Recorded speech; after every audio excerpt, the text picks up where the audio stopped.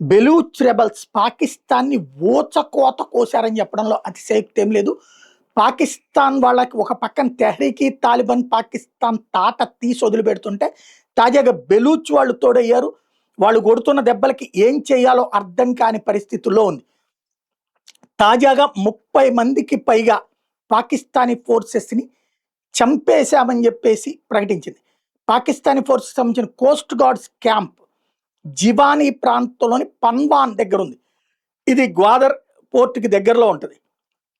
30 మంది అక్కడ enemy personal, అంటే పాకిస్తాన్ అనేది మా శత్రు దేశం, బెలూచ్ అనేది మా దేశం, మా దేశంలోకి చొచ్చుకొచ్చినటువంటి ఎనిమీ అంటే పాకిస్తానీ సైన్యాన్ని ఊచకోత కోసాము. 31 మంది చనిపోయారు, మరికొంతమంది గాయపడ్డారంటూ బెలూచ్ లిబరేషన్ ఆర్మీ విజువల్స్ను కూడా రిలీజ్ చేసింది. డ్రోన్ ద్వారా అటాక్, ఆ అటాక్ సందర్భంలో కొంతమంది ఎగిరి కింద పడి చనిపోవడం, మిగతా వాళ్ళకి సంబంధించి పారిపోతుండటం, గాయపడి కింద పడి ఉన్నటువంటి వాళ్ళ విజువల్స్ని ప్రొజెక్ట్ చేసుకొచ్చింది.